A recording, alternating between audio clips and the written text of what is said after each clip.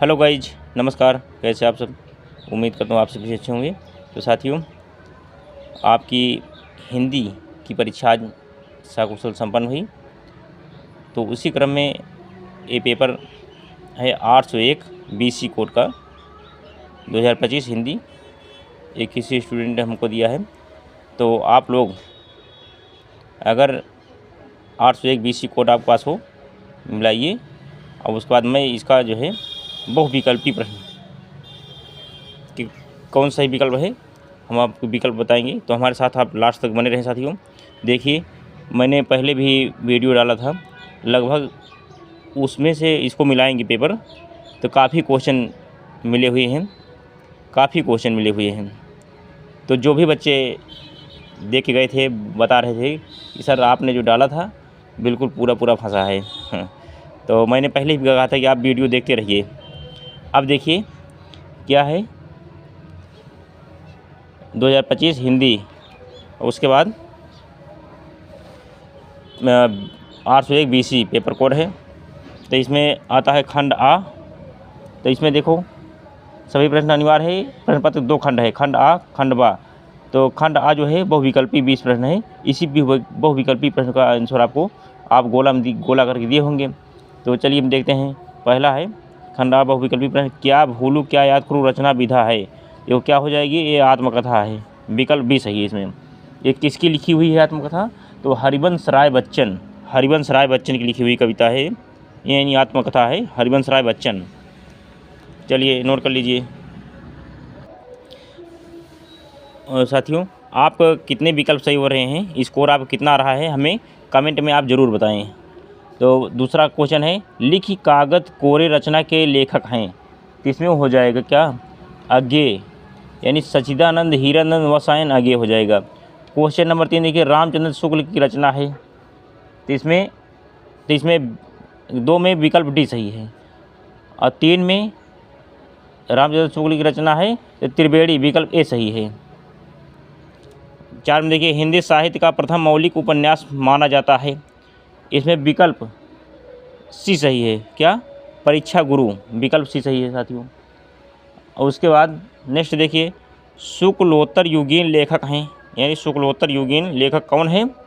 इसमें क्या? कृष्ण राय दास, वियोगी हरि, जयशंकर प्रसाद, डॉक्टर हजारी प्रसाद द्विवेदी। इसमें हो जाएगा 5 के डी, यानी हजारी प्रसाद द्विवेदी सही हो जाएगा। डॉक्टर हजारी प्रसाद द्विवेदी सही है, विकल्प डी सही है, 5 के डी। अब क्वेश्चन नंबर 6 देखिए, रीतिबद्ध काव्य धारा के कवि हैं। रीतिबद्ध काव्य धारा के इसमें जो हो जाएगा, पहला क्या है? बोधा ए, बी घनानंद, सी मतीराम, डी बिहारी। तो इसमें सही हो जाएगा 6 में मतीराम, विकल्प सी सही, 6 का सी सही है। अब आप ज़रूर कमेंट बॉक्स में बताएंगे साथियों कि कितने आपके स्कोर आ रहे हैं। इसके बाद क्वेश्चन नंबर 7 देखिए, रीतकालीन कवियों ने काव्य धारा के रूप में प्रतिष्ठित किया। क्या प्रतिष्ठित किया था? क्वेश्चन नंबर 7 विकल्प ए अवधी भाषा, विकल्प बी ब्रज भाषा, सी खड़ी बोली, इनमें से कोई नहीं। यानी इसमें क्या हो जाएगा? रीत में ब्रज भाषा, विकल्प बी सही है, ब्रज भाषा। क्वेश्चन नंबर 8 देखिए, छायावाद युगीन कवि हैं। तो छायावाद के 4 प्रमुख कवि हैं, कौन कौन हैं?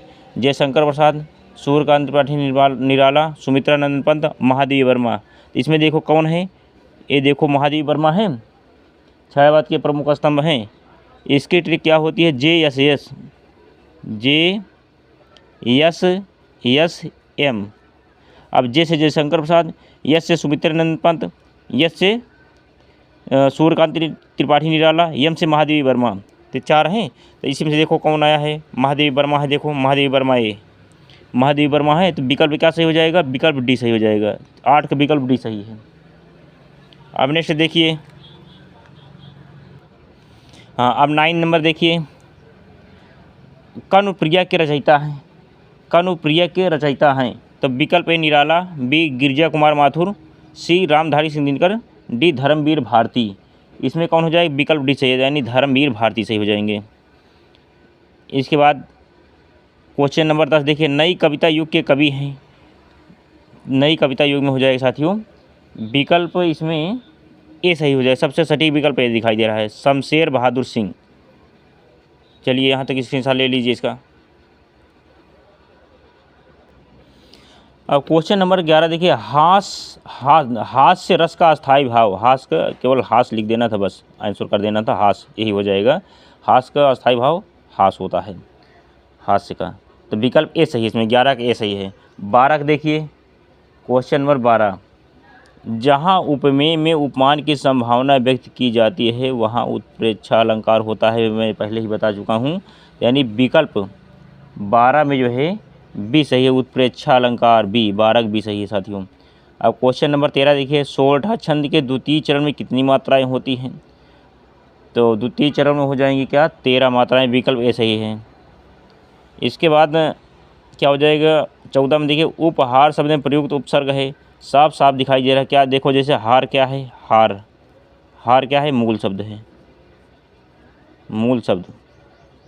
और उसका इसके आगे हम क्या, उप लग गया, उप लग गया क्या है, ये उपसर्ग हो गया, उपसर्ग, उपसर्ग पूछा था, यानी उप प्लस हार बराबर उपहार हो जाएगा, उपसर्ग हो जाएगा। तो उप क्या है, उपसर्ग है, विकल्प सी सही है, 14 का सी सही है, 14 का विकल्प सी सही है। अब उसके बाद 15 का देखिए, त्रिभुवन में समास है, त्रिभुवन का मतलब 3 भवनों का समूह, 3 भवनों का समूह, 3 आ गया, जहाँ संख्यावाची दिख रहा है तो वहाँ क्या हो जाएगा, द्विगु समास हो जाएगा, विकल्प भी सही है त्रिभुवन में।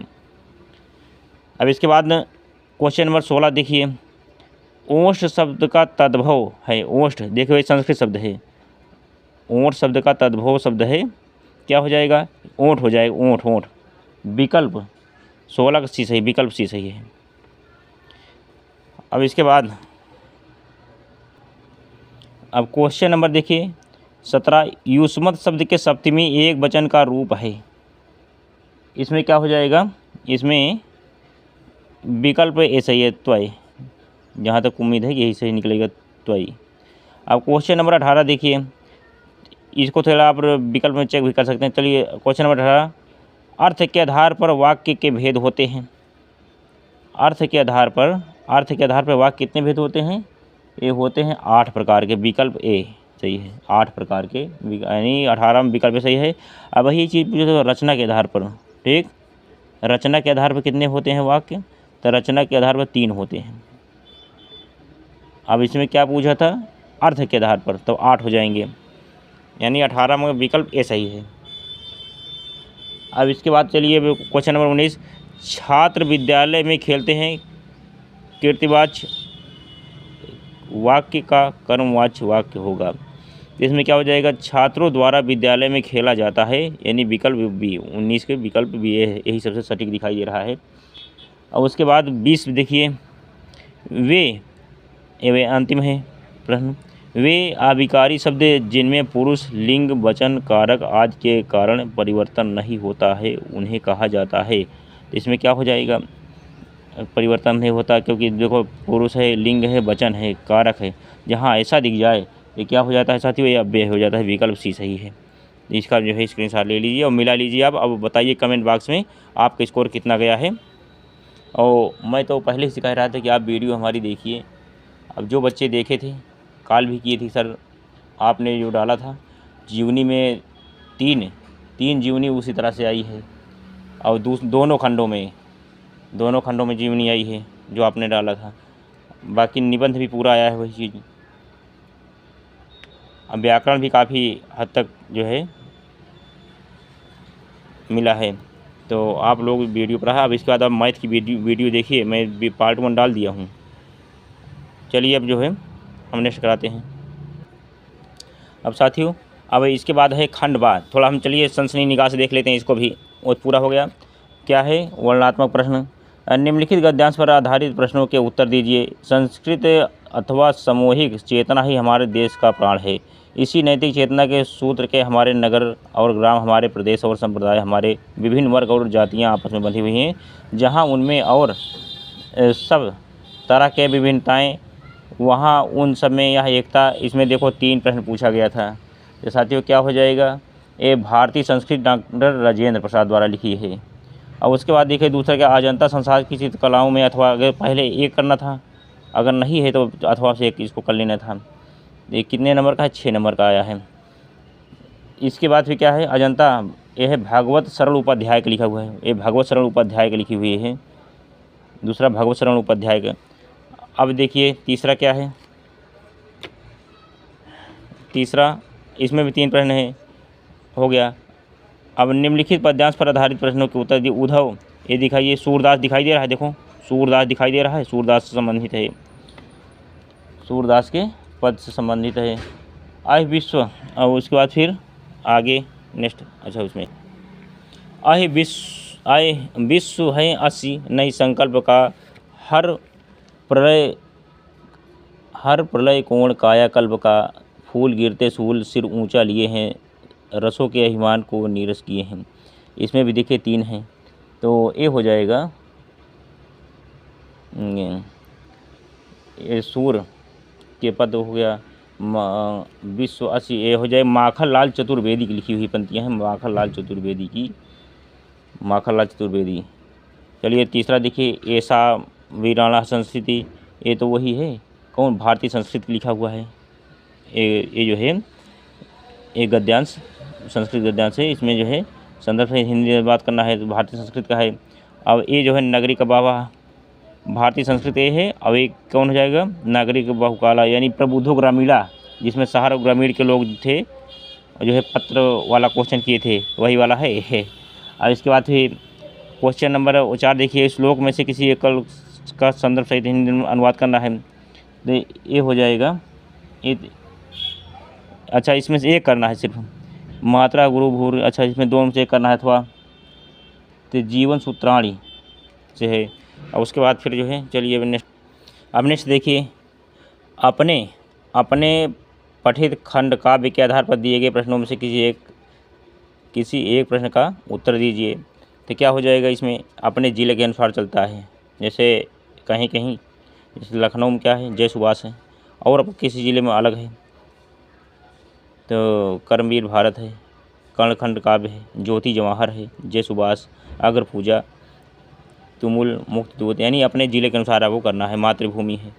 तो चलिए इसको स्क्रीनशॉट ले लीजिए। अब से देखिए, सबसे महत्वपूर्ण, निम्नलिखित लेखकों में से किसी एक लेखक का जीवन परिचय देते हुए उनकी एक प्रमुख रचना का उल्लेख कीजिए। पहला क्या है, आचार्य रामचंद्र शुक्ल, दूसरा है डॉक्टर भागवत शरण उपाध्याय, तीसरा रामधारी सिंह दिनकर, चौथा है पदुम लाल पुन्नालाल बख्शी। साथियों, इसकी मैंने वीडियो डाला था, जो पेपर डाला था, उसमें जो है ये सभी थे, सभी फंस गए हैं। बच्चे बहुत देख के खुशी हुई, सर आपने जो डाला था सभी आ गए, कोई काटा ही नहीं है, सेम टू सेम आ गए। इसमें ये करना था। अब देखिए खाम क्या है, निम्नलिखित कवियों में से किसी एक कवि का जीवन परिचय देते हुए उनकी एक प्रमुख रचना का उल्लेख कीजिए। पहला मैंने कहा था 3 दास मुझसे 1 दास निश्चित है, चलो सूरदास, तुलसीदास है, एक पहला सूरदास आता है, फिर कबीरदास, लेकिन इसमें क्या है, तुलसीदास आया है। दूसरा क्या है, मैथिली शरण गुप्त, महादेवी वर्मा, अशोक वाजपेयी। तो इसमें जो है जो पेपर मैंने डाला था उसमें क्या मैथिली शरण गुप्त था आया है, तो समझ लीजिए इसमें कोई पूरा फंसा है, इसमें भी फंसा है मैथिली शरण गुप्त का। अब उसका अपनी पाठ्य पुस्तक में से कंठस्थ कोई एक श्लोक लिखिए जो इस प्रश्न में न आया हो। एक श्लोक लिखना है जो इसमें न पूछा गया हो, न आया हो। और फिर 8वां क्या है, अपनी गली मोहल्ले की नालियों की समुचित सफाई के लिए नगर निगम के स्वास्थ्य अधिकारी को पत्र लिखना है, अथवा अगर ये लिखे होंगे नहीं तो इसको लिखना था। आपने प्रधानाचार्य को छात्रवृत्ति के लिए एक आवेदन पत्र लिखना है। अब इसके बाद देखिए इसमें 2 प्रश्न करना है। क्वेश्चन नंबर 9 में संस्कृत में उत्तर देना, निम्नलिखित में से किन्हीं 2 प्रश्नों के उत्तर संस्कृत में दीजिए। तो चंद्रशेखर स्वगृहम किम अवदत, तो इसमें हो जाएगा चंद्रशेखर गृह, यानी कौन घर था उनका, कारागार घर था, कारागारा हो जाएगी इसमें, कारागारा। चलिए हो गया। इसमें केवल 2 करना था, जैसे हमने, चलो इसको कर दे रहा हूँ। नंबर 2 कूपः किमर्थम दुखम अभू अनुभवति, और उसके बाद तीसरा का पूर्वराज केन सह युद्धम अकरोति, तो पूर्वराज और विद्या केन वर्धते, इसमें हो जाएगा देखिए पूर्वराज में क्या हो जाएगा, तीसरा देखिए, तीसरा पूर्वराज में हो जाएगा। चलो हम करते हैं तीसरा जो है अलग क्षेत्र, केवल इतना लिख देना था बस बीच में, अलग क्षेंद्रेण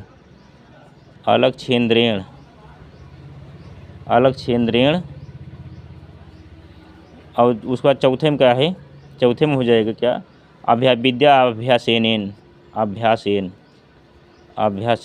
इतना भर देना था बस बीच में, और कुछ नहीं करना था। एक क्वेश्चन हुआ पूरा साथियों। अब क्वेश्चन नंबर देखिए 10, अब अंतिम प्रश्न है, निम्नलिखित विषयों में से किसी एक विषय पर निबंध लिखिए। पहला क्या, छात्र तथा अनुशासन, दूसरा क्या, सड़क सुरक्षा जीवन रक्षा। ये तो मैंने पहले ही बताया था, ये आया है सवाल, ये जो है मैंने जो डाला था उसमें था ये। इसके बाद भारत में आतंकवाद समस्या और समाधान, देश प्रेम में भी है। तो आप जो है अब कौन किए हैं साथियों, आप कमेंट बॉक्स में जरूर बताएं। और स्कोर आपका 20 बहुविकल्पी प्रश्न में कितने सही हो रहे हैं आप हमको ज़रूर अवगत कराएं। आपके कमेंट का हमें इंतज़ार रहेगा, और मैं आपके लिए ईश्वर से दुआ करता हूं कि आप अच्छे नंबर से पास हों। इसके साथ ही आगामी परीक्षा की मैं आपको बधाई देता हूं। ऐसी आशा उम्मीद विश्वास के साथ कि आपका भविष्य उज्जवल हो। जय हिंद, जय भारत, वंदे मातरम।